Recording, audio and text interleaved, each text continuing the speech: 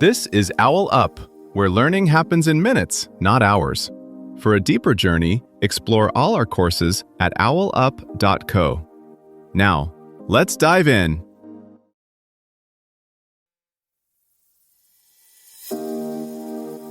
Welcome back to Chapter 2 of The Lives Behind Numbers, Human Stories of Inequality. In today's episode, Economic Divides, Stories from Urban and Rural Landscapes, we're going to explore the stark economic differences that shape the lives of people living in cities versus those in the countryside. So, whether you're tuning in from a bustling metropolis or a quiet town, let's dive in and uncover these fascinating stories together.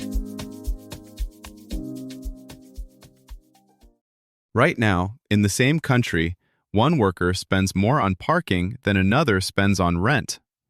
A short train ride separates a skyline of glass towers from a town where the only bank just closed. Both places drive the economy, yet they barely speak the same financial language.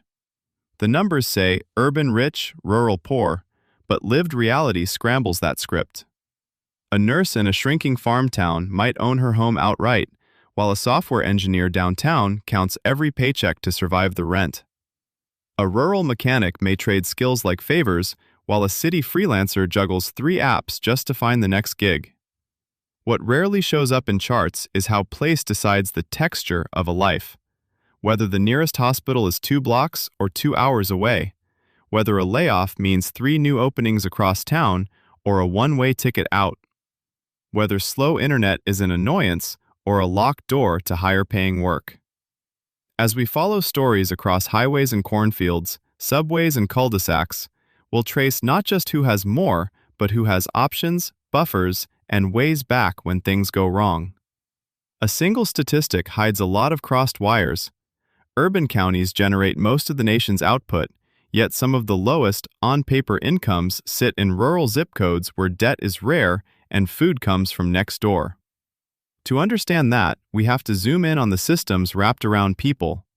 The bus lines that decide who can take a night shift, the school budget that shapes which math class even exists, the cell tower that makes or breaks remote work. Think of these as invisible scaffolding, quiet structures that either hold people up or quietly limit how high they can climb. Walk down a downtown block at 8 a.m. and you can hear agglomeration economics at work. Coffee shops rushing orders to office workers, delivery vans double-parked, construction crews wedged between towers.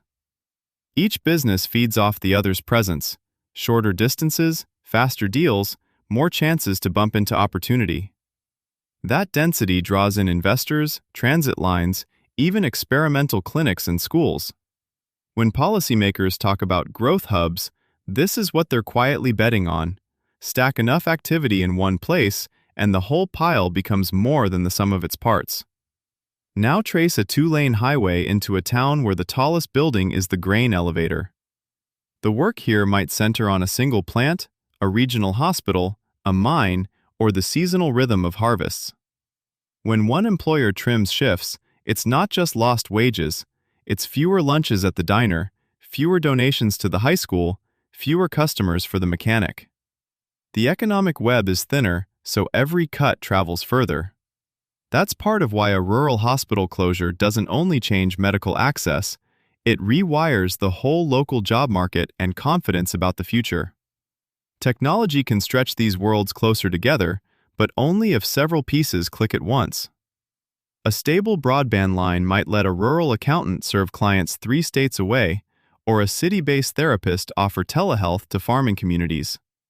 Yet without affordable devices, quiet space, childcare, and the skills to navigate online platforms, that same connection becomes another source of frustration, a loading bar that never quite finishes. Policy choices layer on top of all this. Tax breaks that reward building in already thriving districts, transit budgets tilted toward commuter rail instead of regional buses, university extensions located just beyond the reach of a rural student's car. All nudge talent and capital along familiar grooves.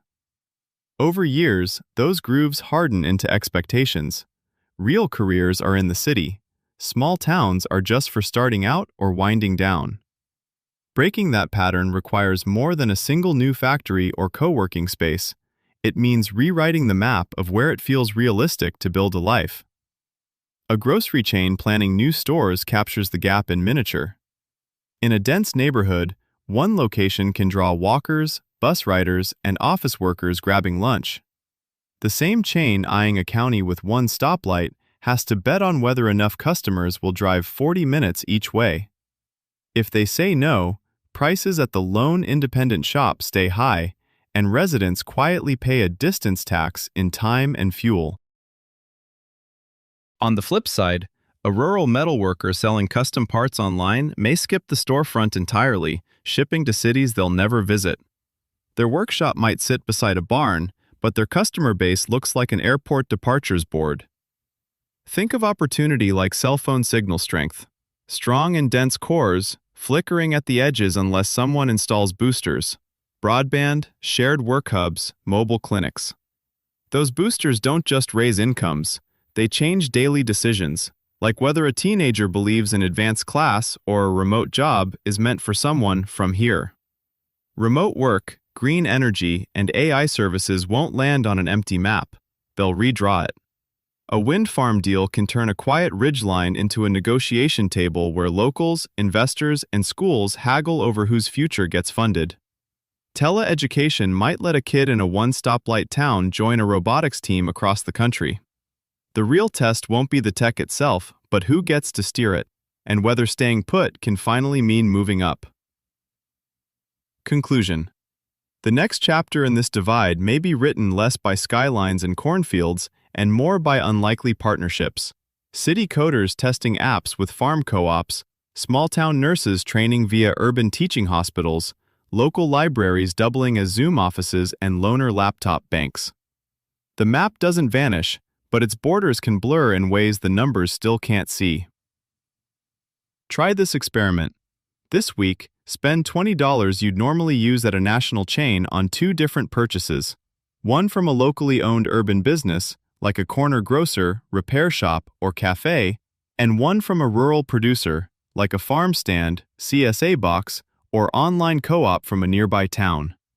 Before you buy, ask each seller one question about how big box or online retailers affect their income or hiring. Then, track exactly what you got for that $20, quality, service, and how many people you interacted with, and compare the experiences. By the end of the week, decide one concrete way you'll permanently shift at least $10 a month toward whichever purchase felt like it more directly supported real people in your wider region. This was OwlUp, your daily step forward. This series continues with more chapters on OwlUp.co. Visit OwlUp.co to access the complete course and continue your learning journey. See you there!